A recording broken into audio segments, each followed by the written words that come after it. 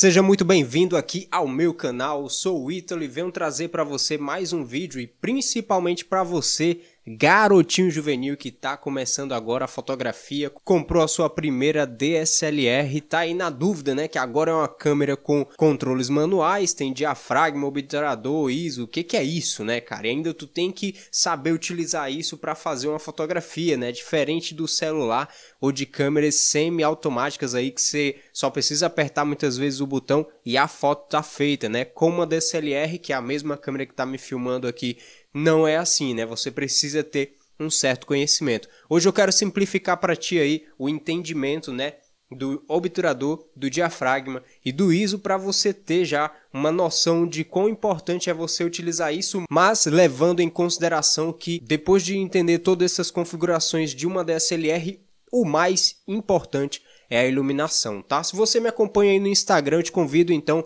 a vir aqui no meu canal, se inscrever e conhecer também outros vídeos onde eu me aprofundo um pouquinho mais nesse tema, tá? Então vamos aí para essa explicação rápida. Bem, eu vou tentar ser o mais dinâmico possível, eu fiz um desenho aqui, não é Illuminati, tá? Parece com esse triângulo aqui, mas não tem nada a ver com Illuminati. Bem, aqui nesse triângulo, galera, a gente vai ter três pontas, né? E essas três pontas eu representei com D de diafragma, OB de obturador e I de ISO, né, que são os três pilares aí de uma câmera DSLR. Quando você pega, né, você tem que saber ajustar isso, né? Obturador justamente está ligado à velocidade do obturador, né? É uma cortina praticamente que ela abre e fecha na sua câmera, né, dentro do compartimento aí da DSLR.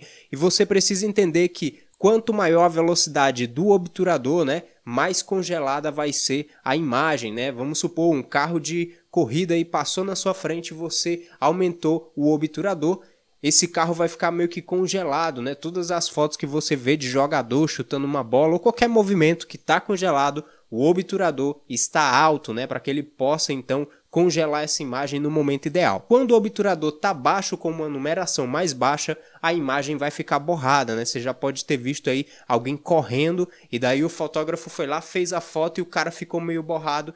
É porque o obturador está com a velocidade baixa. Então esse é um dos pontos aqui, um pilar da DSLR. O terceiro pilar aqui a gente vai falar de diafragma, né? O diafragma está ligado à abertura do diafragma na sua lente. Então, por exemplo, eu estou utilizando agora uma Rokinon, que é uma lente adaptada para Canon, né? Mas ela tem aí todos os seus controles manuais e um dos controles é a abertura do diafragma. E essa abertura do diafragma está em 8, né? Ou seja, eu tenho uma profundidade de campo um pouco maior aqui com essa abertura. Vou colocar aqui na tela uma imagem de um diafragma para você ter uma noção de como que é esse mecanismo, tá? Mas todo um número menor, né? Um número menor do diafragma, ele é representado por F na sua câmera, ele vai indicar que essa abertura é maior, ou seja, a gente tem uma profundidade de campo mais curta e com isso a gente vai ter um fundo um pouco mais desfocado, entre aspas, né? Então a gente vai ter isso com uma numeração menor. Já com uma numeração maior no diafragma, a gente tem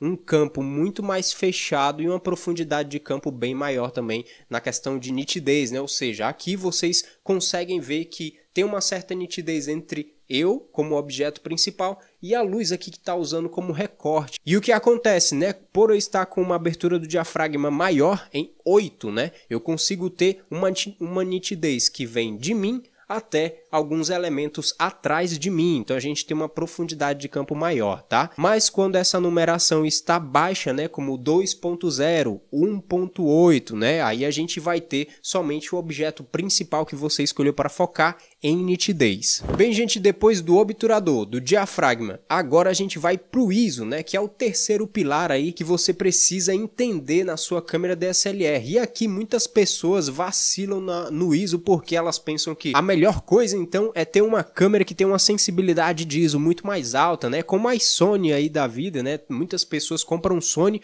com aquela fatídica esperança de conseguir ter uma qualidade de imagem absurda por causa do ISO alto que a Sony pode ter, né? Então não está ligado a isso, tá? O ISO ele é uma compensação, ele não vai resolver o teu problema por completo se você não entender de iluminação, mas ele é uma compensação para você poder utilizar e ter uma claridade, né? Você vai ter uma compensação digital ali de claridade na sua imagem, mas note que quando você subir o ISO da sua câmera e você extrapolar o limite, a sua câmera vai gerar muito ruído, e esse ruído digital não tem nada a ver com o grão, né? O grão que era gerado nas câmeras analógicas, que era muito mais bonito, né?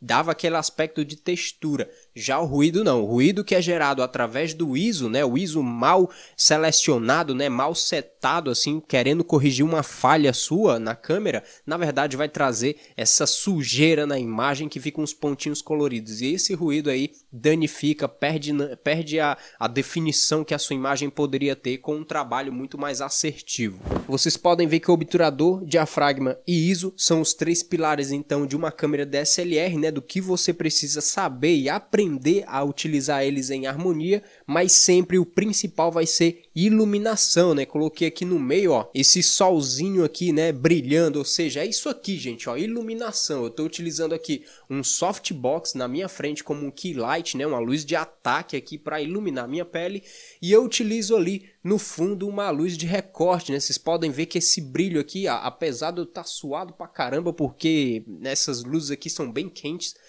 eu gero um recorte em mim, né? Vocês podem ver, ó, que aqui eu tenho um contorno na minha pele, um contorno que eu coloquei só nesse lado aqui, obviamente, porque eu só tenho uma luz aqui no final, né?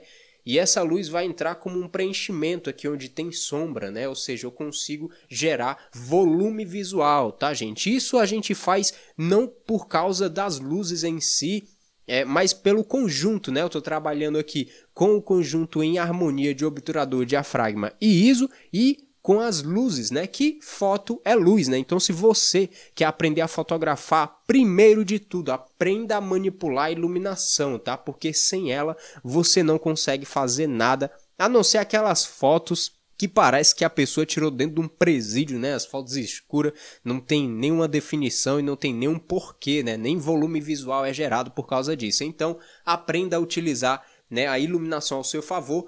E lembrando que ela é o centro de tudo, né? Você vai ter aqui os três pilares, mas sem essa luz nada funciona, tá bom? Eu espero que isso possa ter te ajudado. Eu te convido aí a se inscrever no meu canal. Se você está assistindo através do Instagram esse vídeo, te convido aqui a vir conhecer o meu canal. Eu tenho muito mais conteúdo aprofundado em relação à fotografia e filmagem, tá? E a gente se vê então no próximo vídeo. Um forte abraço, valeu, tchau!